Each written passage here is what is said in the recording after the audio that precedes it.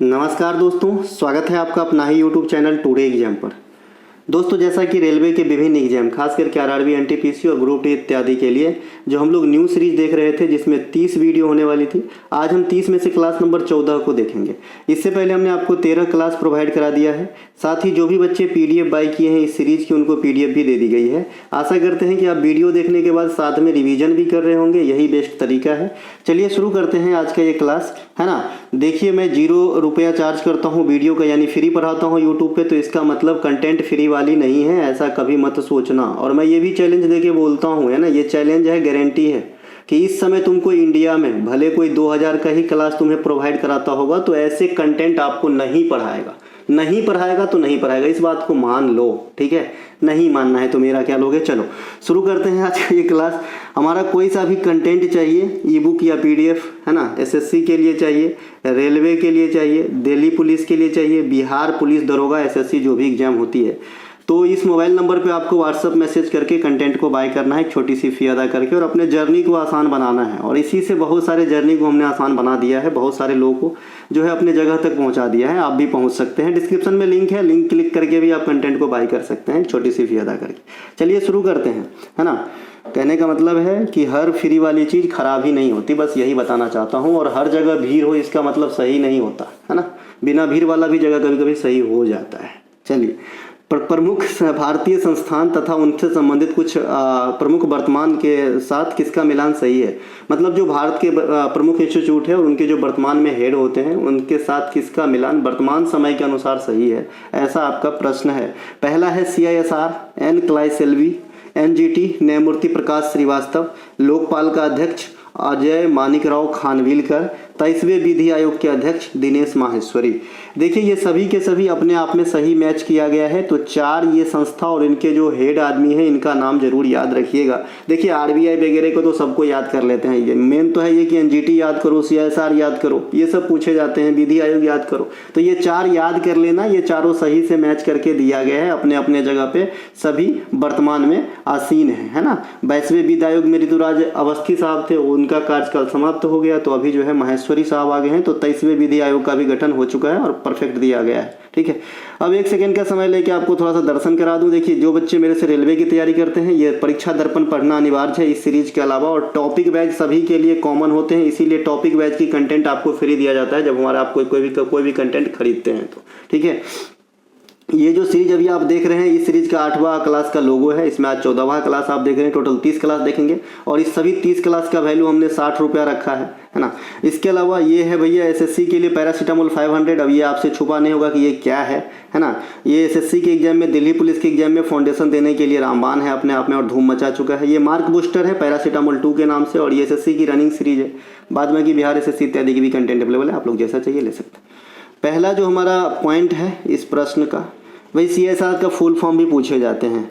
Council of scientific and industrial research होती है, ठीक है। इसकी स्थापना कब हुई थी? आज़ादी से पहले 1942 में हुई थी। इसकी हेड क्वार्टर कहाँ पे है? दिल्ली के अंदर है। और इस संस्था में यानी CSIR में जो हेड होते हैं ना, जिसे प्रेसिडेंट कहा जाता है, ये आपके भारत के प्रधानमंत्री ही होते हैं। भारत के प्रधानमंत्री बहुत सारे संस्था की हेड होते हैं, उसमें सबसे महत्वपूर्ण संस्था नीति आयोग के भी हेड होते हैं। फिर आपका जो भारत में परमाणु कार्यक्रम होती है उनके भी हेड होते हैं। जो भारत में अंतर्राज्यीय परिषद का गठन होता है तो उनके भी हेड प्रधानमंत्री ही होते हैं। और यहाँ पे CISR का हेड भी प्रधानमंत्री ही है। साथ ही स्पोर्ट्स अथॉरिटी ऑफ इंडिया, है ना, साई, जिसकी स्थापना 1984 में हुआ था, इनके भी हेड जो है प्रधानमंत्री ही होते हैं। सभी बातों को समझते हुए चलेंगे, जो बात नया होगा उसे कॉपी पेन लेके लिख लेंगे, है ना।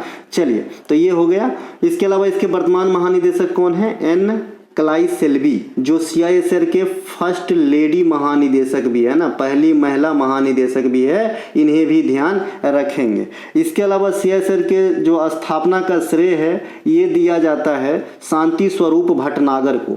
शांति स्वरूप भटनागर के नाम से अवार्ड वितरित किए जाते हैं, जो विज्ञान के क्षेत्र में दिए जाते हैं और विज्ञान के 7 विभिन्न क्षेत्रों में दिए जाते हैं। ये बात भी ध्यान रखना, पूछा गया था। शांति स्वरूप भटनागर पुरस्कार निम्न में से किस सेक्टर में नहीं नहीं दिए जाते हैं, तो दिए तो जाते हैं किसी साइंस में, लेकिन 7 प्रकार के साइंस में दिए जाते हैं। शांति स्वरूप भटनागर पुरस्कार, जो CSIR के फाउंडर भी माने जाते हैं और पहला अध्यक्ष भी थे। NGT, देखिए NGT एक बहुत बड़ी संस्था होती है जो दुनिया के सभी देश में नहीं है, गिने चुने देश में ही है। जैसे S-400 ये दुनिया के गिने चुने देश के पास ही है, वैसे ही यहाँ पे NGT है ना। तो ये आपका नेशनल ग्रीन ट्रिब्यूनल इसका जो है फुल फॉर्म होता है। इसकी स्थापना इंडिया में 2010 में किया गया था। इनके प्रथम अध्यक्ष जस्टिस लोकेश्वर सिंह पंटा थे। कौन थे भैया? जस्टिस लोकेश्वर सिंह पंटा। इसके अलावा इसे पर्यावरणीय अदालत भी कहा जाता है इंडिया के लिहाज से, या फिर किसी देश के भी लिहाज से इसे पर्यावरणीय अदालत कहेंगे, क्योंकि ये पर्यावरण से संबंधित चीज़ों को समझाता देखता है। इसकी दर्जा भारत में हाई कोर्ट के समान है। हाई कोर्ट जैसे भैया इधर के मामला सुलझाता है, ये पर्यावरण संबंधित मामले को देखते हैं और ये हाई कोर्ट के बराबर दर्जा रखता है, ठीक है।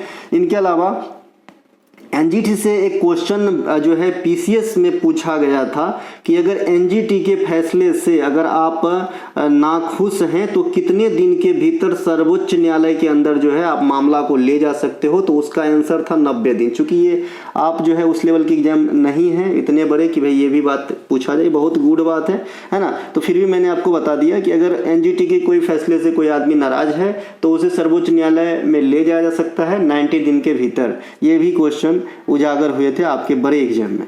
इनके अलावा NGT के मुख्यालय कहाँ पे है? ये दिल्ली के अंदर है। और इनकी क्षेत्रीय कार्यालय है ना, जो मुख्य क्षेत्रीय कार्यालय ये भोपाल में है, पूना में है, कोलकाता में है और चेन्नई में है। इन्हें भी ध्यान रखेंगे। इनके अलावा नवनियुक्त लोकपाल, यानी भारत को सेकंड लोकपाल मिल गया है। पहला लोकपाल पिनाकी चंद्र घोष साहब थे, सेकंड लोकपाल कौन बने हैं? खानविलकर साहब बने हैं, है ना, अजय मानिकराव खानविलकर, है ना, जो भारत के पहले लोकपाल पिनाकी चंद्र घोष का स्थान लिए हैं। भारत में लोकपाल या लोकायुक्त अधिनियम 2013 के तहत जो इनकी मंजूरी मिली थी वो 1 जनवरी 2014 को मिली थी, है ना। और लोकपाल की जो स्थापना है वो 16 जनवरी 2014 को हो तो गया था, लेकिन लोकपाल के अध्यक्ष की नियुक्ति उस समय तक नहीं किया गया। फिर 2019 में पिनाकी चंद्र घोष के रूप में लोकपाल के अध्यक्ष मिला पहला भारत को, ठीक है भाई। तो ये कहानी थोड़ा समझेंगे। अगर बात करता है कि लोकपाल वाला जो बात है वो कब पारित कर लिया गया, स्वीकृत कर लिया गया, तो आप कहेंगे 1 जनवरी 2014। किस अधिनियम के तहत? लोकपाल और लोकायुक्त अधिनियम 2013 के तहत, ठीक है। अधिनियम पहले बनता है, पारित बाद में हो, मतलब मंजूरी बाद में मिलता है कोई भी चीज को। इसी प्रकार से 13 में यह अधिनियम आया, 14 में मंजूरी मिला, है ना, और 19 में पहला लोकपाल मिला देश को, ठीक है। अभी सेकेंड लोकपाल आ गए हैं अजय मानिकराव खानविलकर। अच्छा, लोकपाल दुनिया में सबसे पहले स्वीडन में आया था 1809 में। मैंने किसी एक क्लास में अच्छे से बता चुका हूं कि ये क्या होता है, ठीक है।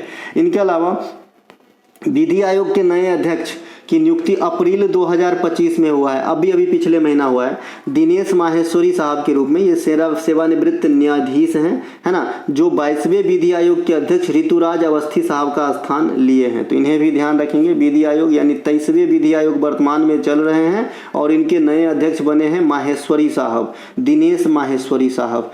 इनके अलावा भारत में विधि आयोग का जिक्र सबसे पहले किस अधिनियम के तहत आता है? तो जो है प्रतंत्र भारत की बात करेंगे तो 1833 के चार्टर अधिनियम के द्वारा सबसे पहले विधि आयोग का जिक्र देखने को मिलता है मैकैले के समय में, है ना। भारत में अंग्रेजी शिक्षा का जनक जो है किसे कहा जाता है? मैकैले के रपट को। ये बात भी आपको यहाँ पे ध्यान रखना है। इसके अलावा स्वतंत्र भारत का पहला विधि आयोग 1955 में स्थापित किया गया था और जिनके प्रथम अध्यक्ष तत्कालीन अटॉर्नी जनरल ऑफ इंडिया सीतलवार साहब थे। चीज़ों को कहानी के जैसा समझो। भारत में विधि आयोग का गठन 1833 के चार्टर अधिनियम में इसका जिक्र मिला। उस समय मैकैले थे, है ना, लॉर्ड मैकैले, है ना। और आज़ादी के बाद विधि आयोग का पहली बार गठन 1955 में हो रहा था और इसमें कोई ना कोई अध्यक्ष चाहिए। जैसे अभी आपका माहेश्वरी साहब बने हैं, तो पहले कौन रहे थे? MC सीतलवार साहब, ठीक है भाई। और यही MC सीतलवार साहब भारत के पहले अटॉर्नी जनरल ऑफ इंडिया भी है, यानी पहले महान्यवादी भी है। तो भारत के पहले महान्यवादी भी आपके एग्जाम में पूछे जाते हैं, सीतलवार साहब, है ना। और पहले विधि आयोग के अध्यक्ष भी यही हो जाएंगे। यह एक गैर संवैधानिक निकाय है। संवैधानिक निकाय और गैर संवैधानिक निकाय पहचानने की तरीके बहुत सिंपल है। जिस चीज़ के लिए संविधान में आर्टिकल अलॉट है मोटे मोटे तौर पे समझेंगे संवैधानिक है, और जिसका जिक्र नहीं है वो गैर संवैधानिक है। सिंपल सी बात है। और ये जो विधि आयोग है ये 3 वर्षों के लिए गठन किया जाता है। विधि आयोग में अध्यक्ष भारत में कौन बन सकते हैं? तो आप कहेंगे सर्वोच्च न्यायालय के कोई भी सेवानिवृत्त न्यायाधीश, है ना, सर्वोच्च न्यायालय का, सुप्रीम कोर्ट का कोई भी न्यायाधीश चलेगा, लेकिन हाई कोर्ट में मुख्य न्यायाधीश लेवल के आदमी बनते हैं इस आयोग में अध्यक्ष, है ना। इनके अलावा प्रमुख भारतीय विद्रोह तथा उनसे जुड़े हुए व्यक्ति के साथ किसका मिलान गलत है? कोया विद्रोह, जतरा भगत। कोया विद्रोह जवान है भाई, जतरा विगत नहीं होगा, तो यहाँ पे ये गलत हो जाएगा, है ना, ये जो है आपका गलत हो जाएगा। कूका आंदोलन, भगत जवाहरलाल, ये सही है। कोई राम बालक सिंह मैं पहले पढ़ाया हूँ तो वो भी सही है, क्योंकि भगत जवाहरलाल नेहरू ने इसकी नींव रखी थी। कूका आंदोलन को शुरुआत करने का श्रेय दिया जाता है ना। फिर बालक सिंह आए और बाद में राम सिंह आया, तो इनमें 3 आदमी का नाम आता है, सही है। अहोम विद्रोह, गोमुधर कुंवर, ये भी सही है।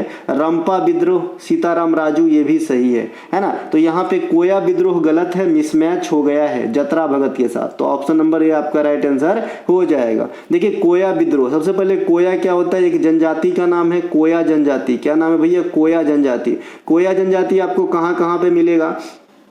तो आपको मिलेगा ओडिशा के अंदर मिलेगा, छत्तीसगढ़ के अंदर मिलेगा, आंध्र प्रदेश के अंदर मिलेगा, और आंध्र प्रदेश का ही बेटा तेलंगाना, तो तेलंगाना के अंदर भी मिलेगा। ये कोया जनजाति, है ना। आपने मेथाराम जात्रा जो मेला है उनका नाम जरूर सुना होगा, जो एशिया का सबसे बड़ा जनजातीय मेला भी है। इस जनजातीय मेला में सबसे ज़्यादा बढ़ चढ़ के जो हिस्सा लेते हैं जनजाति, ये कोया समुदाय के लोग ही लेते हैं, इसे भी ध्यान रखना। तो ये जो कोया विद्रोह हुआ था 1879-80 में, इसका नेतृत्व तमडोरा ने किया था। इनका नाम है तमडोरा भाई, ठीक है। यह तत्कालीन मद्रास प्रेसिडेंसी के भाग मलकानगिरी में हुआ था। वर्तमान में मलकानगिरी आपको ओडिशा राज्य में मिलेगा, वर्तमान में ओडिशा में है मलकानगिरी, लेकिन जब यह विद्रोह हुआ था 1880 के करीब में, है ना, तो उस समय ये मद्रास प्रेसिडेंसी का भाग हुआ करता था, है ना। कूका आंदोलन यह 1872 में शुरू हुआ था। कहाँ पर हुआ था? पंजाब के अंदर हुआ था, पंजाब के अंदर हुआ था। देखिए मैंने पंजाब को बता चुका है कितने भागों में बांटा गया है, तो 3 भागों में बांटा गया है पंजाब को, ठीक है। तो ये पंजाब में हुआ था 1872 में कूका आंदोलन। कूका आंदोलन के जो शुरुआत करने का श्रेय है ये बाबा बालक सिंह को और जो है भगत जवाहरमल को दिया जाता है, लेकिन बाद में इस आंदोलन का नेतृत्व जो है राम सिंह के हाथ में आया था। तो कूका आंदोलन से 3 व्यक्ति को रिलेट करेंगे, बाबा बालक सिंह को, भगत जवाहरमल को और राम सिंह को। इस आंदोलन का लक्ष्य क्या था? सिख समाज का उत्थान। इनके अलावा प्रथम आंग्ल बर्मा युद्ध जो 1824 से 26 के बीच में लड़ा गया था, इसी के बाद 2 साल के बाद जो है अहोम विद्रोह हुआ था। इस युद्ध में अंग्रेज ने कहा था कि भाई हम जो है असम की जो पार्ट पे कब्जा वगैरह किए हैं उनको छोड़ देंगे इस युद्ध के बाद, लेकिन वो तो हठधर्मी पे उतर आए थे, तो नहीं छोड़े, तो यहाँ पे जो है आपको विद्रोह करना पड़ा था 1828 में, और इनका नेतृत्व गोमुधर कुंवर ने किए थे। यह विद्रोह ईस्ट इंडिया कंपनी के खिलाफ था, जिसका उद्देश्य था असम क्षेत्र में कंपनी का जो कब्जा था उन्हें हटाना, ठीक है। असम को पहले क्या कहा जाता था? ये आपके बहुत आते हैं एग्जाम में। देखिए कामरूप बच्चे जान रहे होंगे, मैं जानता हूं, है ना। और ये प्राग ज्योतिषपुर भी ध्यान रखना, ये भी असम का ही पुराना नाम है। अहोम भी असम का ही नाम है, तो ये सब असम का नाम है, इन्हें जरूर ध्यान रखना, काम आवेगा आपको, है ना। असम जो है सबसे पहले पेट्रोलियम दिया था इंडिया को डिगबोई के नाम जगह पे 1901 में, तो ये बात भी ध्यान रखना। इनके अलावा रंपा विद्रोह जिसे मान्यम विद्रोह भी कहा जाता है, भारत में 1922 में आंध्र प्रदेश के गोदावरी जिले में ब्रिटिश शासन के खिलाफ आदिवासी विद्रोह था, रंपा विद्रोह। इसका जो नेतृत्व किए थे, संचालन किए थे, ये थे अल्लरू सीताराम राजू, तो इन्हें भी ध्यान रखेंगे। सन्यासी विद्रोह का उल्लेख आपको किस ग्रंथ में देखने को मिलता है? ऐसा प्रश्न पूछता है तो आप कहेंगे बंकिम चंद्र चटर्जी के उपन्यास आनंद मठ, है ना, जहां से वंदे मातरम भी जो है लिया गया है ना। वंदे मातरम कहाँ से लिया गया है? यहीं से लिया गया है, आनंद मठ से, और इसी किताब में जो है आपको देखने को मिलेगा सन्यासी विद्रोह के बारे में मिलेगा। ये कहाँ पे हुआ था? वैसे तो बंगाल का ही, लेकिन बिहार प्रांत भी आप कह सकते हैं, क्योंकि ये जो है बंगाल का ही भाग हुआ करता था पहले कभी बिहार। 1912 में अलग हुआ, फिर बिहार से क्या होती है 1936 में उड़ीसा अलग हो जाती है ना। और फिर क्या होती है कि ये जो शेष बिहार बना, बचा रहा उड़ीसा के अलग हो जाने के बाद, इसी शेष बिहार से 2000 ईस्वी में फिर झारखंड अलग हो जाती है। तो आप सोच सकते हो कि ये बंगाल कितना बड़ा रहा होगा, है ना, कि बिहार का 2 बार बंटवारा हो चुका है तब बिहार इतना बड़ा है ना। तो बंगाल में जब रहा होगा तो कितना बड़ा रहा होगा। ठीक है। वहाबी आंदोलन 1830 के नेता सैयद अहमद बरेलवी थे, डायरेक्ट इनके नाम ही पूछे जाते हैं। नागा विद्रोह 1931 का नेतृत्व रानी गैंदुल्लू ने की थी। इस रानी गैंदुल्लू को, है ना, जो है नागालैंड की रानी लक्ष्मीबाई कहा जाता है, ये बात भी ध्यान रखेंगे, है ना। और इन्हें 1982 में भारत सरकार के द्वारा पद्म भूषण से सम्मानित किया गया था। एक बहुत बड़ी बात होती है, प्राचीन काल में जो भी इस प्रकार के आंदोलन में भाग लिए थे उनमें बहुत कम होंगे जिन्हें पद्म अवार्ड मिले होंगे। तो एक इनमें से रानी गैंदुल्लू है, इन्हें जरूर ध्यान रखेंगे। इनके अलावा निम्नलिखित में दिए गए भारतीय खिलाड़ी तथा उनसे संबंधित खेल में किसका मिलान गलत है? ज्योति याराजी डिस्कस थ्रो खेलती है क्या? Salima Tete hockey, Kapil Parmar para judo, Swapnil Suresh कुसाले शूटिंग। तो पहला ऑप्शन जो है आपका मिसमैच कर दिया गया है। ज्योति याराजी जो है ये हर्डल रेस में भाग लेती है, यानी ये धावक है ना, ये जो है हर्डल रेस के अंदर जो है भाग लेती है, यानी ये जो है धावक है। और इसको डिस्कस थ्रो से मैच कर दिया गया, तो right answer option number A हो जाएगा। बाद बाकी सही मैच किया गया है। अब ज्योति याराजी के बारे में समझते हैं। ज्योति याराजी का संबंध बाधा दौड़ हर्डल रेस से है।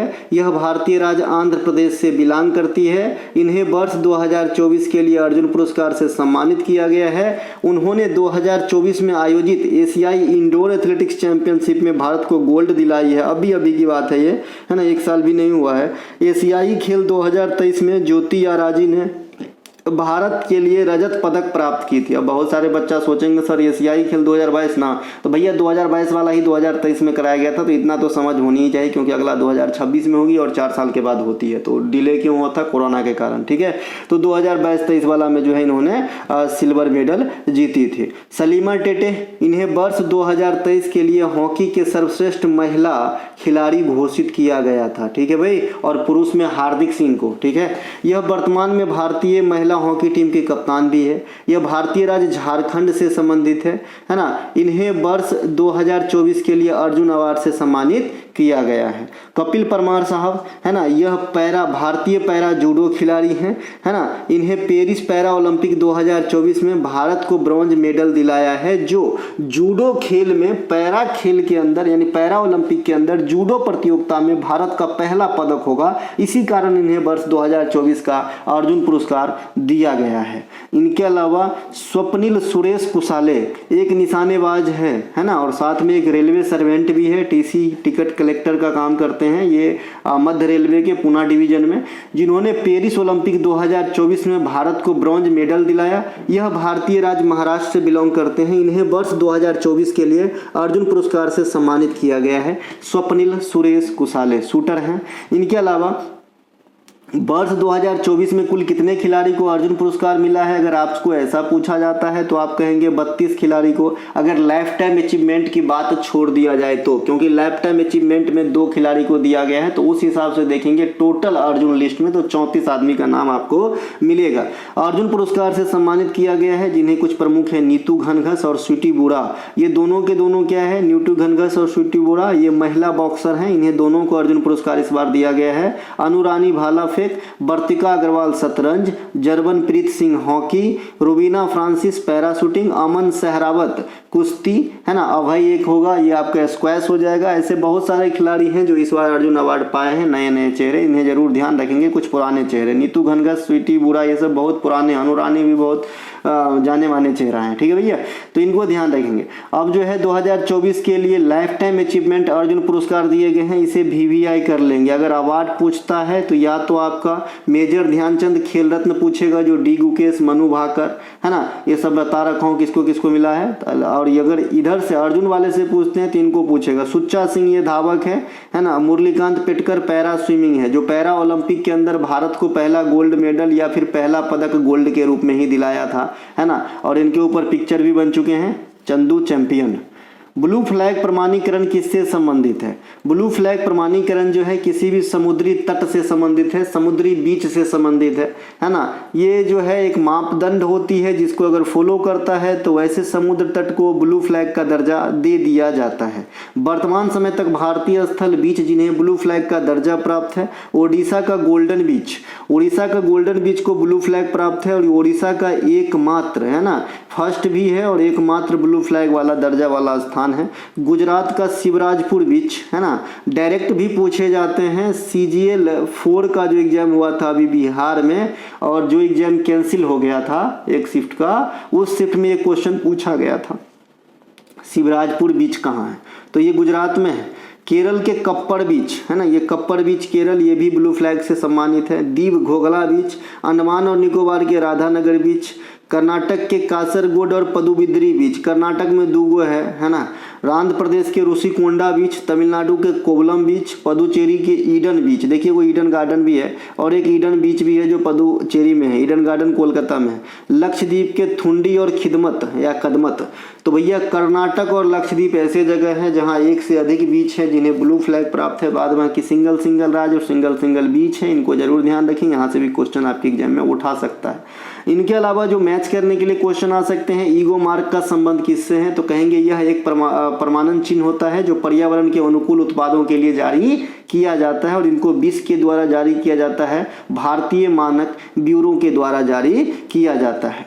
एक मार्क भी एक जो है टैग है, चिन्ह है, ये किसके लिए दिया जाता है? तो ये कृषि उत्पाद पर जो है इनको लगाया जाता है। कृषि उत्पाद से संबंधित चीज़ों को एजी मार्क या एक मार्क से दर्शाया जाता है। इको मार्क पर्यावरण के अनुकूल होती है और एगो हॉल मार्क होता है। हॉल मार्क होता है कि जब आप गहना गुड़िया खरीदने जाएंगे सोना चांदी, तो उनमें आपको सोना के लिए जो है हॉल मार्क जारी किए जाते हैं, है ना, हॉल मार्क, है ना। इसके अलावा आपने एक 916 भी लिखा देखे होंगे सोना के मामले में, है ना, 916 भी लिखा रहता है सोना के जो भी आप आभूषण वगैरह लेते हैं। इसका मतलब होता है कि उस आभूषण में, है ना, 91.6% स्वर्ण है, बाद बाकी अन्य कोई धातु है, जैसे आपका तांबा हो सकता है, चांदी हो सकता है।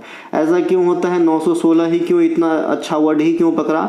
तो भाई 1000 में, है ना, 1000 में 916 का परसेंटेज निकाल लेना तो 91.6% सोना से 22 कैरेट, है ना, जो है स्वर्ण होती है, 91.6% होता है उसमें, और इसी का गहना गुड़िया बनता है। क्योंकि शुद्ध सोना का गहना बनाना मुश्किल हो जाएगा क्योंकि बहुत नमनीय और तन्यता गुण होती है उसमें, है ना, तो कठोर नहीं हो पाएगा। तो उसको जो है कठोर बनाने के लिए कुछ अन्य पदार्थ मिलाए जाते हैं जैसे तांबा, चांदी इत्यादि। इसीलिए 24 कैरेट का गहना गुड़िया नहीं बनता, 22 कैरेट का बनता है और इसीलिए इसमें 916 भी लिखा रहता है। इसका मतलब 91.6% स्वर्ण होता है। तो हॉल मार्क जो है सोना के लिए हो गया, एक एजी मार्क जो है हो गया कृषि उत्पाद के लिए हो गया, इको मार्क जो हो गया पर्यावरण के अनुकूल हो गया। ठीक है भाई। और अभी आपने ऊपर में देखा था गोल्डन ब्लू फ्लैग, तो वो जो है बीच को दिया जाता है। निम्नलिखित में से किस भारतीय को कभी भी रैमन मैग्सेसे पुरस्कार नहीं मिला? अरुण शौरी, महात्मा गांधी, महाश्वेता देवी, अमिताभ चौधरी। तो इनमें से महात्मा गांधी को ही आंसर करेंगे।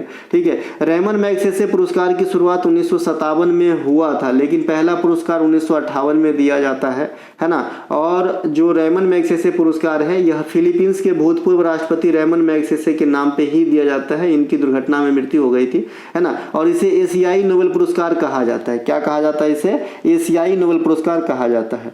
भारत में पहली बार रैमन मैग्सेसे पुरस्कार के विजेता जो हैं आचार्य विनोबा भावे रहे थे। उन्हें यह पुरस्कार 1958 में प्राप्त हुआ था। कुछ अन्य भारतीय जिन्हें यह पुरस्कार प्राप्त हुआ जैसे मदर टेरेसा, देखिए ये भारतीय पूर्ण रूप से महिला तो नहीं है, विदेशी मूल की थी, अल्बानिया की थी, लेकिन इन्हें भारत का जो है दर्जा 1944 में मिल गया था, तो इस प्रकार से इसे भारतीय महिला कहेंगे। एम सुब्बा लक्ष्मी, यानी कोई भी जो है संगीत के सेक्टर से जुड़े हुए कलाकार और लेडी भी, ये पहली थी जिन्होंने रैमन मैग्सेसे पुरस्कार प्राप्त की। जयप्रकाश नारायण साहब नेता में। इनके अलावा किरण बेदी मैडम अभी भी हैं। अरविंद केजरीवाल अपना, है ना, रवीश कुमार, महाश्वेता देवी, सत्यजीत रे जो वर्साटाइल हुआ करते थे, डॉक्टर वर्गीज कुरियन जो आपका श्वेत क्रांति के जनक भी है, चंडी प्रसाद भट्ट जो आपका चिपको आंदोलन से जुड़े रहे थे, Ravi Kannan R, doctor Ravi Kannan R, तो ये सभी के सभी जो है रेमन मैग्सेसे पुरस्कार जीत चुके हैं इंडिया के लिए, इन्हें ध्यान रखेंगे। अब तक नोबेल पुरस्कार ये भी कुछ गिने चुने ही हैं, इन्हें ध्यान रखेंगे। अब इसका मतलब ये नहीं है कि जितना मैंने दिखाया उतना ही रेमन मैग्सेसे पुरस्कार जीते हैं इंडियन, नहीं, इससे भी ज़्यादा है, लेकिन जो आपकी एग्जाम में आ सकता है उनके बारे में मैंने बताया, क्योंकि ये सब बड़े बड़े काम किए हैं। इनके अलावा अब तक जो नोबेल पुरस्कार विजेता रहे हैं इंडिया के लिए, है ना, इनके नाम देख लेते हैं। सबसे पहले रविन्द्रनाथ टैगोर साहब, ये पहले भारतीय ही नहीं प्रथम एशियन भी थे जिन्होंने नोबेल पुरस्कार प्राप्त किए थे 1913 में गीतांजलि के लिए, साहित्य के सेक्टर में। सीवी रमन साहब भौतिकी के सेक्टर में 1930 में, अर्थात यह इंडिया का पहला वैज्ञानिक था जिन्होंने रेमन मैग्सेसे पुरस्कार प्राप्त किए थे। हरगोविंद खुराना डीएनए को कोडित करने के लिए 1968 में, है ना, हरगोविंद खुराना भी भारतीय मूल के हो जाएंगे, तो ये चिकित्सा के सेक्टर में पाए थे। मदर टेरेसा 1979 में शांति के सेक्टर में, ये मदर टेरेसा को भारतीय नागरिकता प्राप्त हो चुकी है, तो ये भारत में काउंट होगा। सुब्रमण्यम चंद्रशेखर भौतिकी में 1983 में, अमर्त्य सेन अर्थशास्त्र में 1998 में, और ये इको के अंदर प्राइज पाने वाला नोबेल वाला इंडिया का पहला विनर है। वेंकट रमन रामकृष्णन रसायन में 2009 में। कैलाश सत्यार्थी साहब शांति यानी 2014 में, इन्हें मलाला यूसुफजई के साथ मिला था इनको अवार्ड, है ना। अभिजीत बैनर्जी 2019 में, इन्हें इकोनॉमिक्स के अंदर मिला था उनके पत्नी एस्टर डुफ्लो के साथ। तो इस प्रकार जो भी आपका नाम यहाँ पे है इसे काउंट कर लेंगे, और इतने ही आदमी जो हैं भारत के लिए नोबेल पुरस्कार अब तक जीत पाए हैं। निम्नलिखित में से कौन सा एक गूगल की उत्पादन नहीं है? देखिए, Google iOS, Gmail, Chromebook, Google Chrome, तो इनमें से राइट आंसर iOS हो जाएगा। ऑप्शन नंबर ए यहाँ पे राइट आंसर हो जाएगा। जो iOS है एक ऑपरेटिंग सिस्टम है, एक मोबाइल ऑपरेटिंग सिस्टम है ना। ये एंड्रॉयड के जैसा ही है, लेकिन ये एंड्रॉयड से अलग है, और इसका निर्माण एप्पल इंक के द्वारा किया जाता है। यानी एप्पल का मोबाइल अगर आप चलाएंगे तो आपके अंदर iOS ऑपरेटिंग सिस्टम होता है, और इसके इतर अगर आप कोई भी मोबाइल चलाते हैं तो उसमें अलग अलग एंड्रॉयड सिस्टम रहता है, सॉरी ऑपरेटिंग सिस्टम रहता है ना। तो यहाँ पे iOS किसका हो गया? एप्पल का हो गया। यह पूरा दुनिया में दूसरा सबसे लोकप्रिय मोबाइल ऑपरेटिंग सिस्टम है, और आजकल देखा देखी में भैया सब कोई एप्पल का मोबाइल रखते हैं। मैं तो जहाँ रहता हूँ कभी कभी बहुत आश्चर्य होता है, 15,000 की प्राइवेट नौकरी कर रहे हैं, कंपनी के अंदर मॉल के अंदर मोबाइल रखे हैं भैया 1.5 लाख रुपए की, कहाँ से परवरता है भगवान जाने। चलो ठीक है, हमें क्या करना है। तो ये भैया ऑपरेटिंग सिस्टम है ना iOS। इसके अलावा पहले इसका नाम iPhone OS रखा गया था, iPhone ऑपरेटिंग सिस्टम रखा गया था, बाद में इसका नाम बदल के इसका शॉर्ट फॉर्म iOS कर दिया गया था। तो आप समझ गए iOS किसका है? एप्पल का है। एंड्रॉयड दुनिया में सबसे अधिक लोकप्रिय मोबाइल ऑपरेटिंग सिस्टम है ना। एंड्रॉयड क्या है? ऑपरेटिंग सिस्टम है। iOS क्या है? ऑपरेटिंग सिस्टम है। दोनों के अलग अलग मालिकाना हक है। एंड्रॉयड पे किसका? गूगल का हक है, लेकिन एंड्रॉयड को गूगल बनाया नहीं है, ठीक है। गूगल ने हायर किया है, इसे संचालित करते हैं, लेकिन बनाया नहीं है, ठीक है। तो वर्तमान में गूगल का स्वामित्व, गूगल के पास स्वामित्व है किसका? एंड्रॉयड का। iOS का जो है एप्पल के पास है। गूगल क्रोम गूगल द्वारा विकसित एक वेब ब्राउजर है। डायरेक्ट पूछा जाता है, इसके ऑप्शन में सर्च इंजन भी रहता है। सर्च इंजन और वेब ब्राउजर में क्या जो है डिफरेंस है, कई बार बता चुका हूँ क्लास में, आपको भी ज़्यादा जो है समझ ही गए होंगे। इनके अलावा कहने का मतलब आपको भी ज़्यादा कन्फ्यूजन नहीं होगा इस सब चीज़ों में। जीमेल गूगल द्वारा संचालित ईमेल सेवा है। आप सभी के पास एक ईमेल होगा, तभी आप मोबाइल में वीडियो देख पा रहे हैं। प्ले स्टोर गूगल द्वारा संचालित डिजिटल वितरण प्लेटफॉर्म है, वहाँ से आप एप्लीकेशन वगैरह को इंस्टॉल करते हो, है ना। यूट्यूब जिस पे अभी आप वीडियो देख रहे हो, ये क्या है? वीडियो शेयरिंग प्लेटफॉर्म है, दुनिया का सबसे बड़ा गूगल द्वारा संचालित वीडियो शेयरिंग प्लेटफॉर्म है। क्रोम OS ये क्या है? एक प्रकार का ऑपरेटिंग सिस्टम है जो गूगल ने ही इजाद किया है, ठीक है, और जिसे क्रोम बुक के अंदर चलाता है, ठीक है। अब देखिए मैं क्या बता रहा हूँ। देखिए अभी मैंने कहा कि भाई गूगल ने एंड्रॉयड को स्वामित्व दिया है, यानी एंड्रॉयड का संचालन कर रहा है। तो एंड्रॉयड आपका मोबाइल वर्जन ऑपरेटिंग सिस्टम है जो मोबाइल में काम करता है, ठीक है। ये क्रोम OS जो है ये गूगल का प्रोडक्ट है, और इसका इस्तेमाल गूगल ने अपने क्रोम बुक में किया है। और ये क्रोम बुक क्या है? तो गूगल के द्वारा लैपटॉप है या छोटा जो है टॉप है, यानी जो नोटपैड टाइप से होता है ना। तो ये है ना लैपटॉप है ये, ठीक है। तो इन्हें ध्यान रखेंगे, इसमें ये वाला ऑपरेटिंग सिस्टम काम करता है गूगल का। क्रोम बुक के अंदर क्रोम OS काम करता है। तो ये सभी के सभी गूगल के उत्पाद है। अभी गूगल जो है अपने मोबाइल फ़ोन भी ला रहा है खुद का, पिक्सल स्मार्टफोन ला रहा है ना, पिक्सल स्मार्टफोन ला रहा है। गूगल द्वारा निर्मित एंड्रॉयड फ़ोन का नाम रहेगा गूगल ड्राइव। ये स्टोरेज फैसिलिटी उपलब्ध कराता है क्लाउड टैब से। तो ये सभी के सभी गूगल का जो है प्रोडक्ट हो जाएंगे, ठीक है। अच्छा, ये जो पिक्सल स्मार्टफोन है ये इंडिया में भी मैन्युफैक्चर मतलब इंस्टॉल होंगे और इनके लिए कंपनी को हायर किया गया था जिसका नाम मुझे अभी याद नहीं आ रहा है, याद आएगा तो बता दूंगा। डिक्सन टेक्नोलॉजी इस प्रकार का नाम है उसका, क्योंकि ऐसे क्वेश्चन भी रेलवे पूछते हैं किसको दिया गया। अभी जैसे मान लीजिए भारत पाकिस्तान के बीच ऑपरेशन सिंदूर चला था, तो इसके बाद क्या होगा कि जो भी युद्ध वाला जो आयुध वाला चीज़ें हैं उनका निर्माण के लिए बहुत जगह बहुत सारे जो है काम दूसरे बड़े बड़े कंपनियों को सौंपा जाएगा। तो यहाँ से भी क्वेश्चन पूछे जाते हैं कि ये अमुक काम कौन से कंपनी जो है तैयार कर रहा है, ये चीज़ कौन बना रहा है, ये सभी पूछे जाते हैं, जिसमें DRDO वगैरह कई नए चीज़ बनाएंगे वो भी आपके एग्जाम में आएंगे। ठीक है। माइक्रोसॉफ्ट के प्रमुख उत्पाद में बिंग एक जो है सर्च इंजन है गूगल के जैसा, लेकिन ये गूगल का ना होते हुए ये माइक्रोसॉफ्ट का है, सत्या नडेला वाला कंपनी का। यह माइक्रोसॉफ्ट का सर्च इंजन है। विंडोज ऑपरेटिंग सिस्टम जो कंप्यूटर इत्यादि में हम बहुत ही पॉपुलर है, विंडोज, ये किसका है? माइक्रोसॉफ्ट का है ना। इसके अलावा MS ऑफिस, इस पे आप लोग काम करते हैं। Xbox ये एक गेमिंग टाइप का जो है माइक्रोसॉफ्ट का उत्पाद है। ये आउटलुक क्या है? जैसे अपन जीमेल जानते हैं बहुत ही कॉमन रूप से, वैसे ही आउटलुक है। इससे पहले हॉटमेल भी कहते थे और ये उत्पाद माइक्रोसॉफ्ट का है, इन्हें ध्यान रखेंगे। इनके अलावा पेड़ के छाल से प्राप्त होने वाले मसाला दालचीनी का वनस्पतिक नाम क्या है? देखिए वनस्पतिक नाम पिछले NTPC में पलाश का पूछा गया है, नीम का पूछा गया है, बरगद का पूछा गया है, तुलसी का पौधा का पूछा गया है, लौंग का पूछा गया है।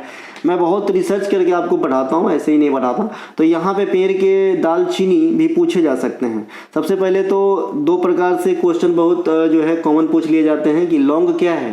तो फूलों की कली है जो मसाला के रूप में इस्तेमाल किया जाता है, और दालचीनी क्या है? तो उस पेड़ के छाल होते हैं जो मसाला के रूप में इस्तेमाल किया जाता है। तो ये दोनों बहुत कॉमन रूप से पूछे जाते हैं।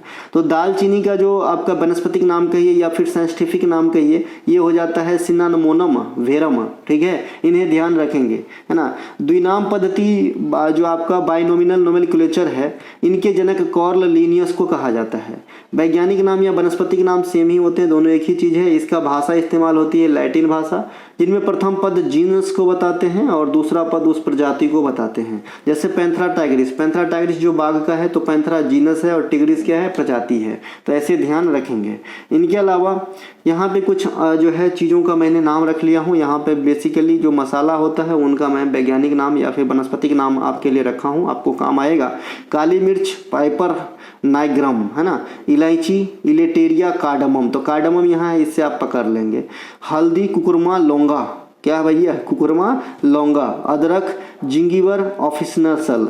मेथी ट्राइगोनेला फोनम, इसको आप स्क्रीनशॉट ले सकते हैं। Ashwagandha Withania somnifera. Sarpagandha Rauvolfia serpentina. Aloe vera aloe barbadensis. Senna cassia स्टुबरफुल्ला फेलिया। इस प्रकार से आप जो है याद रखेंगे। देखिए एग्जाम में वही चीज़ पूछे जाते हैं जिनका नाम बिल्कुल मैच नहीं करता वनस्पतिक नाम से। ठीक है, पैंथरा टाइग्रिस, तो ये मैच कर रहा है टाइगर से थोड़ा थोड़ा, तो कम पूछे जाने की चांस है ना। न्यूलिम्बो न्यूसिफेरा, है ना, न्यूलिम्बो न्यूसिफेरा कमल नहीं मैच कर रहा है, पूछे जाने की संभावना है। तो ऐसे ही क्वेश्चन पूछे जाते हैं। ठीक है भैया, जिनमें मैच करता रहेगा बच्चे ऐसे ही आंसर लगा देंगे यार, तो पूछ के क्या मतलब है इनको, है ना। तो जो है ना थोड़ा सा ध्यान रखेंगे कि कैसा पूछा जाता है। बेरिंग जल संधि किन दो देशों के सीमा को जोड़ने का कार्य करती है? देखिए बेरिंग जल संधि को आप कई प्रकार से आंसर कर सकते हैं। अगर देश वाइज बात करेंगे तो रूस और अमेरिका को जोड़ते हैं। अमेरिका का अलास्का प्रांत से जुड़ा हुआ है रूस, तो बेरिंग जल संधि यहाँ पे ये काम कर रहा है। बेरिंग जल संधि अगर महासागर के रीजन से देखेंगे तो आर्कटिक महासागर को प्रशांत महासागर से जोड़ने का काम कर रहा है ना। इसके अलावा अगर यह महादेश के हिसाब से देखेंगे तो ये जो है एशिया को उत्तरी अमेरिका महादेश से जोड़ने का काम कर रहा है। एशिया में रूस, मतलब रूस वाला पोर्शन एशिया की तरफ से, और उत्तरी अमेरिका वाला अलास्का जो है वहाँ से। तो यहाँ पे जो है आप इसको कई फॉर्म में समझ सकते हैं, देश के हिसाब से, महादेश के हिसाब से, महासागर के हिसाब से। तीनों याद रखना जरूरी है। बच्चे एक याद कर लेते हैं महासागर के हिसाब से, वहाँ पे एग्जाम में जाके गलती कराते हैं। पाक जलडमरू मध्य भारत और श्रीलंका के बीच स्थित है, ये देश के हिसाब से हो गया। यह बंगाल की खाड़ी और मन्नार की खाड़ी को जोड़ने का कार्य करता है, यहाँ भारत और श्रीलंका के बीच स्थित है, यह होगा यहाँ पे, है ना। तो ये ध्यान रखेंगे, ठीक है। इसके अलावा सुएज नहर लाल सागर और भूमध्य सागर को जोड़ते हैं। उसकी टोटल लंबाई 164 किलोमीटर है, कहीं कहीं 165 या 168 किलोमीटर भी हो सकता है, तो डरने की बात नहीं है, इस रेंज में एक ही ऑप्शन होगा। इसके प्रमुख वास्तुकार फर्डिनेंड डी लेसेप्स था, किसके? स्वेज नहर का। इस नहर का निर्माण कार्य कब शुरू हुआ ये भी पूछा जाता है, 1859, और बन के कब तैयार हुआ? 1869 में, ठीक है, इन्हें भी ध्यान रखेंगे। पनामा नहर, यह अटलांटिक महासागर और प्रशांत महासागर को जोड़ने का कार्य करता है। इसकी टोटल लंबाई 82 किलोमीटर है। यह एक कृत्रिम जल मार्ग है जो यातायात को सुविधा बनाते हैं, कृत्रिम जल मार्ग है। यह नहर की लंबाई शुरुआत 1914 में किया गया था। यह नहर को पहले फ्रांस बनाना स्टार्ट किया था, लेकिन इनके बस की बात न रहा, तो फिर अमेरिका ने इसे निर्माण कार्य पूर्ण करवाया और इसको जो है 1914 में खोल दिया गया। 15 अगस्त के दिन ही खोला गया था, जिस दिन हमारी आज़ादी की दिन होती है, ठीक है। इनके अलावा सुंडा जल संधि एक जल संधि है जो जावा सागर और हिंद महासागर को जोड़ती है, जावा सागर और हिंद महासागर को जोड़ती है। ये जो जल संधि वगैरह होती है, जो जल डमरू मध्य वगैरह होती है, एक संकरी पट्टी होती है जो दो बड़े जल राशि को जोड़ने का काम करता है, ठीक है भाई, ऐसा रहता है, तो इन्हें ध्यान रखेंगे। इनके अलावा होमुर्ज जल संधि, स्टेट ऑफ होमुर्ज, ये फारस की खाड़ी और ओमान की खाड़ी को जोड़ने का काम करता है। तो मैं खाड़ी वाइज बात करूं होमुर्ज में तो फारस की खाड़ी, ओमान की खाड़ी, ठीक है। इसके अलावा अगर देश वाइज बात करूं तो ईरान और ओमान, तो यहाँ पे फारस की खाड़ी, फारस, ईरान, ओमान की खाड़ी, तो इसी नाम छुपा हुआ है खाड़ी में, तो सीधा सीधा इसमें ज़्यादा कोई कन्फ्यूजन है नहीं होमुर्ज जल संधि के लिए। इनके अलावा जिब्राल्टर जल संधि, यह अटलांटिक महासागर को भूमध्य सागर से जोड़ने का काम करता है। अटलांटिक महासागर से भूमध्य सागर का जोड़ने का काम करता है। भूमध्य सागर एक्चुअली अटलांटिक महासागर का ही पार्ट है, ये बात भी मैं कई बार बता चुका हूँ। जैसे अरब सागर हो गया, हिंद महासागर हो गया, अंडमान सागर हो गया, है ना, ये सभी के सभी हिंद महासागर का ही तो पार्ट है। वैसे ही भूमध्य सागर जो है अटलांटिक महासागर का ही पार्ट हो जाएंगे। फ्लोरिडा जलडमरू मध्य एक जलडमरू मध्य है जो मैक्सिको की खाड़ी और अटलांटिक महासागर को जोड़ने का कार्य करती है, फ्लोरिडा। हडसन जलडमरू मध्य एक जलडमरू मध्य है जो हडसन की खाड़ी और लेब्राडोर सागर को जोड़ने का काम करती है।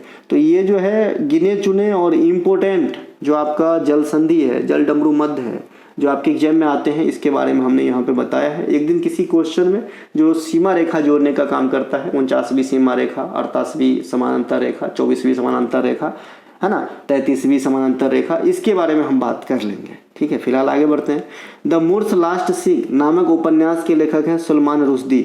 सलमान रुश्दी का पहला प्रकाशित उपन्यास ग्रैमस था। ये भी पूछे जाते हैं कि पहला कौन सा था। सलमान रुश्दी के अन्य पुस्तक में आएंगे विक्ट्री सिटी, विजय शहर, midnight children, the Satanic versus, the ground beneath her feet इत्यादि इनके प्रमुख किताबों में से हैं, है ना। अनटचेबल, रेलवे बहुत पूछता अनटचेबल, मुल्क राज आनंद की पहली उपन्यास थी। इनके प्रमुख पुस्तकों में the village, the death of a hero, two lives and the bird, across the black water इत्यादि प्रमुख है। अनीता देसाई की प्रथम उपन्यास क्राई द पीकॉक है। इनके अन्य प्रमुख किताबों में आएंगे clear light of the day, feasting fasting, ये एसएससी बहुत पूछता है, फायर ऑन द माउंटेन, ये सभी के सभी अनीता देसाई की पुस्तकों में से हो जाएंगे। किरण देसाई की पहली जो बुक है हल्लवालू in the guava orchard. Kiran Desai की प्रमुख पुस्तकों में द इनहेरिटेंस ऑफ लॉस, ये सबसे ज़्यादा पूछे जाते हैं। The god of a small thing Arundhati Roy के द्वारा लिखा गया उपन्यास है।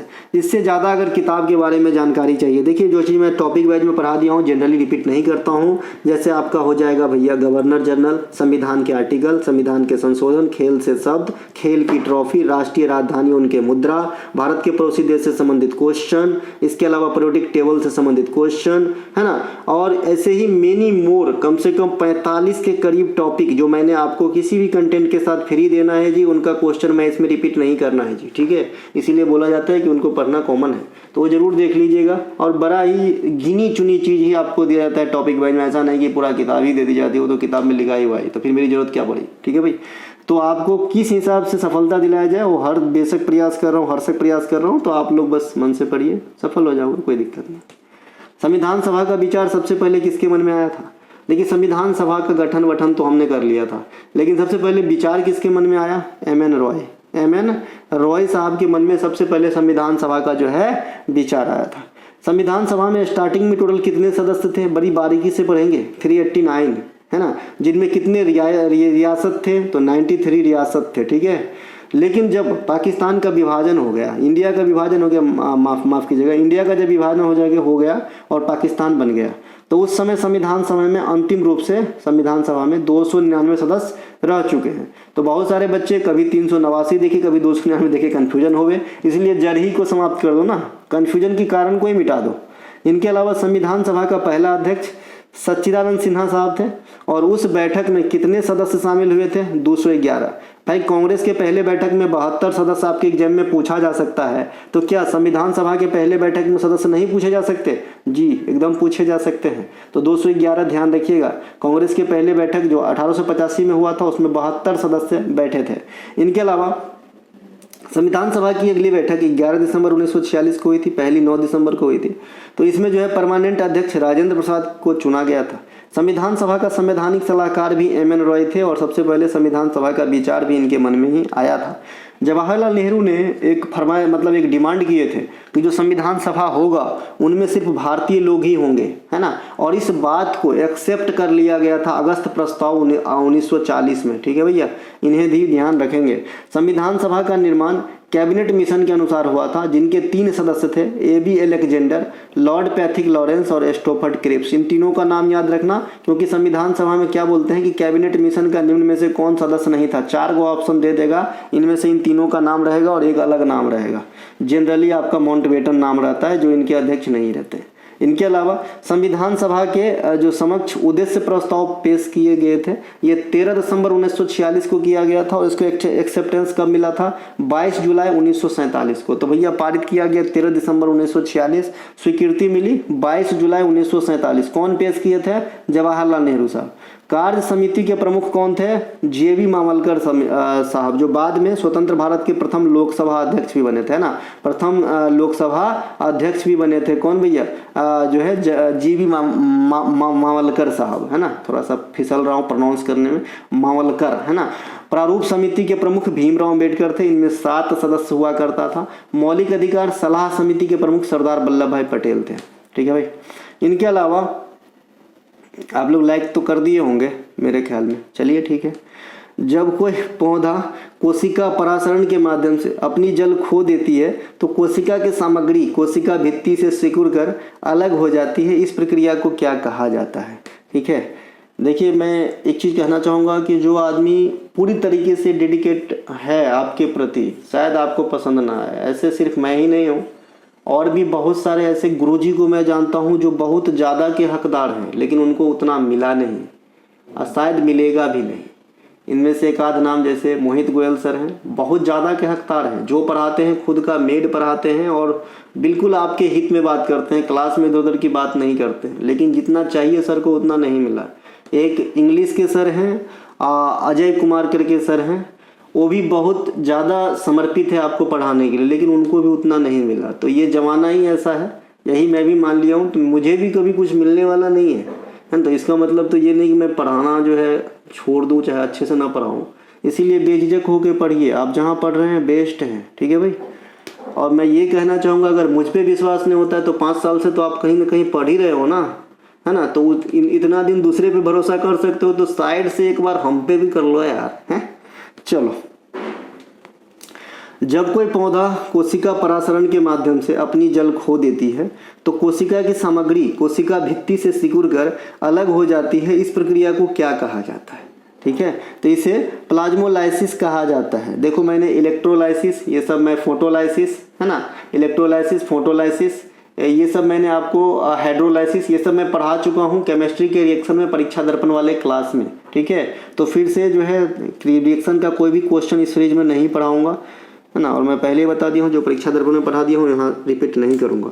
परासरण एक ऐसी प्रक्रिया है जिसमें जल अनुसांद्रण वाले क्षेत्र से निम्न सांद्रण वाले क्षेत्र में परागम्य झिल्ली के माध्यम से गति करते हैं। ये परासरण क्या होता है आपने समझ लिया, है ना, कि भाई उच्च सांद्रण वाले क्षेत्र से निम्न सांद्रण वाले क्षेत्र की तरफ जो है गति करते हैं, इसे परासरण कहते हैं। ठीक है, हवा भी सेम है। हवा भी क्या होता है? उच्च दाब क्षेत्र से निम्न दाब क्षेत्र की तरफ जो है फ्लो होती है, बहती है। ठीक है, कई प्रकार के होते हैं आपका क्या परासरण। एक को बोलते हैं अपन हाइपोटोनिक। इसमें क्या होता है, जब कोशिका के अंदर प्रवेश करने वाला जल है ना, जब कोशिका के अंदर प्रवेश करने वाले जल बाहर निकलने वाले जल की तुलना में अधिक होता है तो ऐसे परासरण को हाइपोटोनिक परासरण कहा जाता है। इस स्थिति में कोशिका में सूजन आ जाता है, क्योंकि भाई बाहर निकलने वाली जल कम है ना, और अंदर प्रवेश करने वाली जल अधिक है, तो इसमें क्या होता है, सूजन हो जाती है। एक होता है भैया आइसोटोनिक। आइसोटोनिक न्यूट्रल होता है, जब सेल में या कोशिका में प्रवेश करने वाले और बाहर निकलने वाले जल की मात्रा लगभग समान होती है। हाँ, सही में न्यूट्रल ही होती है, तो इसमें कोशिका का आकार में कोई परिवर्तन नहीं होती है। ऐसे परासरणीय व्यवस्था को आइसोटोनिक कहा जाता है। एक होता है हाइपरटोनिक। अब हाइपरटोनिक क्या होता है, पहले वाले का उल्टा, यानी अब जो कोशिका के अंदर जो जल प्रवेश करेगा वो कम प्रवेश करेगा और निकलेगा ज़्यादा, तो ऐसे में क्या होता है, कोशिका सिकुड़ जाती है। तो ये परासरण के फॉर्म याद रखेंगे। इनके अलावा फीफा वर्ल्ड कप पुरुष का आयोजन अब तक सबसे अधिक बार किस देश में किया गया है, तो ब्राज़ील में सबसे अधिक 5 बार किया गया है। और ब्राज़ील ही वो देश है जो सबसे सफल टीम भी है फीफा के अंदर, ये 5 बार जीते भी है, कर वाला तो होल वाला। देखिए 5 बार मेजबानी की है, 5 बार जीते भी हैं, कितना अच्छा रिकॉर्ड है। ठीक है भैया। इनके अलावा international federation of association football, FIFA का फुल फॉर्म भी पूछा जाता है, इसको ध्यान रखना। International federation of association football है ना, स्थापना 1904 में किया गया था और इसकी जो हेड क्वार्टर है ज्यूरिख स्विट्जरलैंड में है। फीफा विश्व कप 1923 में शुरू हुआ था। फीफा महिला विश्व कप 1991 में शुरू हुआ था। 2026 में फीफा वर्ल्ड कप पुरुष वाला अमेरिका, मैक्सिको और कनाडा में होगा तथा स्पेन, पुर्तगाल, मोरक्को, अर्जेंटीना, पैराग्वे और उरुग्वे 2030 के संस्करण की मेजबानी करेंगे। तो 2030 जो है फीफा विभिन्न 6 देशों में कराए जाएंगे और 2026 जो फीफा है वो 3 देशों में कराए जाएंगे, अमेरिका, मैक्सिको, कनाडा में। तो इन्हें ध्यान रखेंगे। 2027 में फीफा महिला वर्ल्ड कप होगा, ये ब्राजील के अंदर होगा। महिला वाला अलग है, पुरुष वाला अलग है, दोनों के स्टार्टिंग पीरियड भी अलग है। पुरुष वाला का 1930 है, महिला वाले का 1991 है। महिला वाला लास्ट टाइम 2023 में हुआ था, अमेरिका और न्यूजीलैंड में हुआ था। पुरुष वाला लास्ट टाइम दोहा, कतर में हुआ था। ठीक है भाई, ये सब ध्यान रखेंगे चीज़ों को। इनके अलावा पहला फीफा विश्व कप जो है 1930 उरुग्वे में आयोजित किया गया था, मोंटवीडियो में। ठीक है, शहर का नाम है मोंटवीडियो। पहला मैच फ्रांस और मैक्सिको के बीच में हुआ था। ठीक है, इस कप के विजेता भी उरुग्वे रहे थे और अर्जेंटीना रहे थे उप विजेता। ठीक है, रनर अप रहे थे आपका अर्जेंटीना, विनर रहे थे उरुग्वे। पहली बार जो फीफा वर्ल्ड कप हुई थी 1930 में, कहाँ पे हुई थी, उरुग्वे के अंदर हुई थी, मोंटवीडियो नामक शहर में। अब तक सबसे अधिक बार आईसीसी एक दिवसीय वर्ल्ड कप की मेजबानी इंग्लैंड ने किया है, 5 बार। 5 बार आईसीसी एक दिवसीय वर्ल्ड कप की जो होस्ट है ये इंग्लैंड ने किया है। और इस दूसरा स्थान पे है भारत, जिन्होंने 4 बार होस्ट किया है, हालांकि पूर्ण रूप से एक ही बार होस्ट किया है 2023 में जो पिछला वर्ल्ड कप हुआ है। इसके अलावा 3 बार और किए हैं भारत, 1987 में किए हैं, 96 में किए हैं, 11 में किए हैं और 2023 में किए हैं। तो 2023 में पूर्ण रूप से भारत में सभी मैच हुए और बाद बाकी जो है सम्मिलित रूप से किए, कभी श्रीलंका के साथ, कभी पाकिस्तान के साथ, कभी बांग्लादेश के साथ। ठीक है, आईसीसी वर्ल्ड कप में सबसे सफल टीम ऑस्ट्रेलिया है, जिन्होंने 6 बार यह खिताब जीते हैं। ठीक है, 6 बार भाई। आईसीसी वर्ल्ड कप पुरुष की शुरुआत 1975 में हुआ था। शुरुआत के जो 3 बार प्रतियोगिता है वो इंग्लैंड में ही कराया गया, 75, 79 और 83 में। ठीक है भाई, प्रथम 2 बार के विजेता वेस्ट इंडीज रहे और तीसरे बार जो है कपिल देव की अगुवाई में इंडिया विनर बना 1983 में, है ना। 2011 में महेंद्र सिंह धोनी की अगुवाई में India second time ICC world cup के विनर बने थे।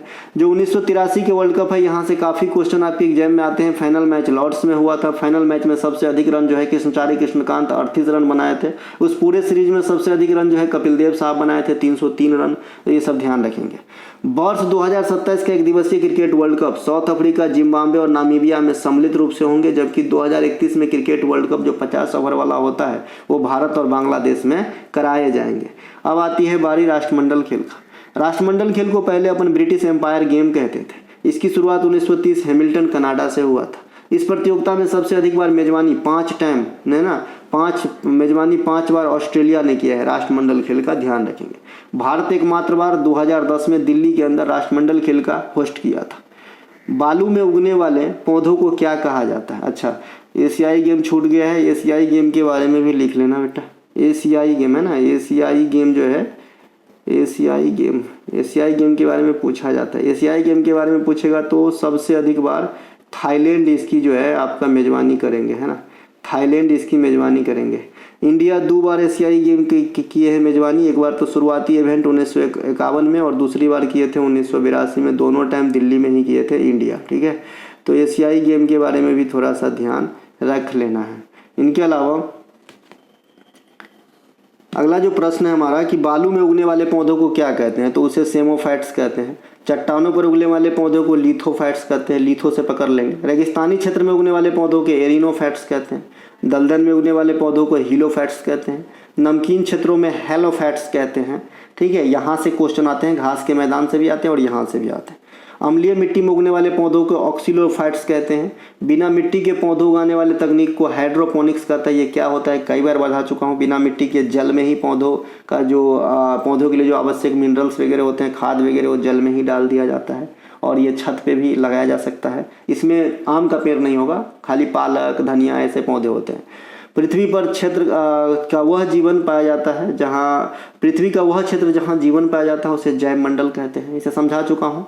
जहाँ पे आपका वायुमंडल, स्थल मंडल और जल मंडल में ओवरलैप वाला जो एरिया होता है उसे अपन जीव मंडल कहते हैं। ये वाला एरिया जो होगा ये जीव मंडल है, क्योंकि ये तीनों पे आश्रित होते हैं, है ना। मैनग्रोव वन को ज्वारीय वन भी कहते हैं, इसे दलदली वन भी कहते हैं, दलदली वन भी कहते हैं। इंडिया का ही नहीं, हाँ, इंडिया का सबसे बड़ा मैनग्रोव कौन सा हो जाएगा, गंगा ब्रह्मपुत्र डेल्टा हो जाएगा। गंगा ब्रह्मपुत्र डेल्टा कहाँ पे है, आप लोग जो है कमेंट कीजिएगा। किस भारतीय राज्य में गंगा ब्रह्मपुत्र डेल्टा एग्जिस्ट करता है, गंगा ब्रह्मपुत्र डेल्टा किस भारतीय राज्य में एग्जिस्ट करता है। बस इतनी सिंपल सी क्वेश्चन ही पूछूंगा। दुनिया की सबसे लंबी नदी नील नदी कितनी अफ्रीकी देशों से होकर गुजरती है, आप कहेंगे 11 अफ्रीकन देश से होकर गुजरती है। नील नदी 11 देश से गुजरती है, तंजानिया, युगांडा, रवांडा, बरूंडी, कांगो लोकतांत्रिक गणराज्य, केनिया, ये सभी अफ्रीकन कंट्री है ना। इथोपिया, इरिट्रिया, दक्षिणी सूडान, सूडान गणराज्य और मिस्र, ठीक है, जिसमें मिस्र सबसे पॉपुलर है नील नदी के लिए, क्योंकि यहाँ पे कई सारे बांध हैं। इनके अलावा नील नदी का उद्गम विक्टोरिया लेक से होती है और ये अपनी जलराशि को भूमध्य सागर में विसर्जित कर देते हैं। और इसकी टोटल लंबाई की बात करेंगे 6650 किलोमीटर होती है, ठीक है। दुनिया की सबसे बड़ी नदी अमेजन नदी को कहा जाता है, लेकिन लंबी नहीं, क्योंकि ये नील नदी से कम लंबाई की है। लेकिन अपवाह दृष्टि से, यानी जल की उपलब्धता के दृष्टि से यह नील नदी से बड़ा नदी हो जाता है। तो दुनिया की सबसे बड़ी नदी अमेजन, सबसे लंबी नदी नील, ठीक है। यह उत्तरी अमेरिकी महादेश के 9 देशों से होकर गुजरती है। ब्राजील, अच्छा, इससे क्वेश्चन पूछा जाता है कि अमेजन नदी का उद्गम कौन से देश से होता है, तो आप कहेंगे पेरू, ठीक है भैया। पेरू, पेरू मतलब आपका लताम, लताम मतलब अमरूद, ठीक है। तो भैया पेरू से निकलती है और ये 9 देश जो आपके सामने हैं यहाँ से गुजरती है। भारत में कर्क रेखा कितने राज्यों से गुजरती है, 8 राज्यों से गुजरती है। ये 8 राज्य पश्चिम से पूर्व आपका यहाँ पे दिया गया है, गुजरात, राजस्थान, मध्य प्रदेश, छत्तीसगढ़, झारखंड, पश्चिम बंगाल, त्रिपुरा और मिजोरम, ठीक है। ये 8 राज्यों से आपके कर्क रेखा, जिसे अपन 23.5 डिग्री नॉर्थ कहते हैं, ये गुजरने का काम करते हैं। भारत का मानक समय जो है 82.5 डिग्री पूर्वी देशांतर, ये भारत के 5 राज्यों से होकर गुजरती है। उत्तर प्रदेश, मध्य प्रदेश, छत्तीसगढ़, ओडिशा और आंध्र प्रदेश, ठीक है। बहुत इजी है याद करना। उत्तर प्रदेश के बगल में मध्य प्रदेश का बेटा छत्तीसगढ़ और दोनों तटीय निचला पूर्वी साइड से, यानी पूर्व साइड से ये दोनों निचला तटीय राज्य उड़ीसा और आंध्र प्रदेश, ठीक है।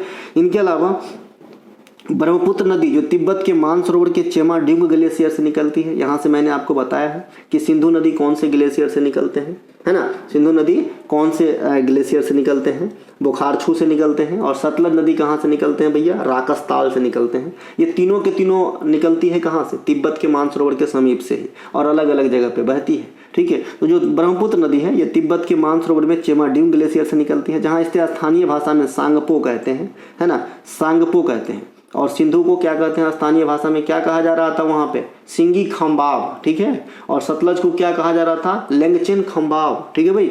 अरुणाचल प्रदेश में ये प्रवेश करते हैं कौन से दर्रा के पास, कौन सा नदी, ब्रह्मपुत्र, यांगयाप दर्रे के पास प्रवेश करता है, जहाँ इसे दिहांग या सियांग के नाम से जानते हैं। अरुणाचल प्रदेश में किस नाम से, दिहांग या सियांग। तिब्बत में किस नाम से, सांगपो के नाम से। कौन से ग्लेशियर, चेमाड्यूंग ग्लेशियर, ठीक है। यह भारत के अरुणाचल प्रदेश और असम, ये 2 राज्यों में बहती है। तो ये दोनों राज्य इंपॉर्टेंट होता है आपके लिए कि पूछा जा सकता है ब्रह्मपुत्र नदी निम्नलिखित में से कौन से राज्य में प्रवेश नहीं करता। असम के धुबरी के पास ये बांग्लादेश में चली जाती है, जिसे जमुना कहा जाता है। आपको याद होगा NW2 यानी नेशनल वाटरवेज 2, ये धुबरी से सादिया को जोड़ते हैं। तो यहाँ धुबरी से उस धुबरी को रिलेट कर लेंगे, ठीक है भाई। इनके अलावा चिनाब नदी हिमाचल प्रदेश के बारलाचे दर्रे से निकलता है। चिनाब नदी यह सिंधु नदी की सबसे बड़ी सहायक नदी है। देखिए सिंधु की कई सारे सहायक नदी हैं, जिनमें सबसे लंबी अगर ट्रिब्यूटरी कहेंगे तो चिनाब नदी होंगे। इसे चंद्रभागा नदी भी कहा जाता है, किसे, चिनाब को, ठीक है। सिंधु नदी के अन्य प्रमुख सहायक नदी में आएंगे झेलम, जिसे बितस्ता भी कहते हैं, चिनाब आस्किनी कहते हैं, रावी को पुरुषनी कहते हैं, ब्यास को बिपाशा कहते हैं, सतलज को सुतुद्री कहते हैं, ठीक है। इसे पंचनद भी कहा जाता है। ये पांचों नदी को पंचनद कहा जाता है और सभी का अपना जो है वैदिक काल का अलग अलग नाम है, जो मैंने अभी अभी कहा। झेलम को बितस्ता, चिनाब को आस्किनी, रावी को पुरुषनी, ब्यास को बिपाशा और सतलज को सुतुद्री। तो ये सभी के सभी नदी सिंधु के सहायक नदी हैं। सिंधु के अन्य सहायक नदी में श्योक, गिलगित, जास्कर भी है, तो ये सभी ध्यान रखेंगे, ठीक है मेरे भाई। इसके अलावा गंगा, ये भारत के 5 राज्यों से होकर गुजरती है। उत्तराखंड में उद्गम, उत्तर प्रदेश, बिहार, झारखंड और पश्चिम बंगाल। इसके बाद बांग्लादेश में जाके बंगाल की खाड़ी में समाहित होती है। यह गंगोत्री हिमानी से भागीरथी के रूप में निकलती है और अलकनंदा की धारा जब भागीरथी से देवप्रयाग में मिल जाती है तो गंगा बन जाती है। भारत में इनके प्रमुख प्रथम जो सहायक नदी है ये रामगंगा नदी आके मिलती है जिम कॉर्बेट नेशनल के पास से उत्तर की तरफ से, और आखिरी सहायक नदी महानंदा है इंडिया में। इसके सबसे बड़े सहायक नदी यमुना है, दूसरे सबसे बड़े सहायक नदी सोन है। निम्नलिखित एप्लीकेशन पोर्टल तथा संबंधित मंत्रालय या अथॉरिटी के साथ किसका मिलान सही है?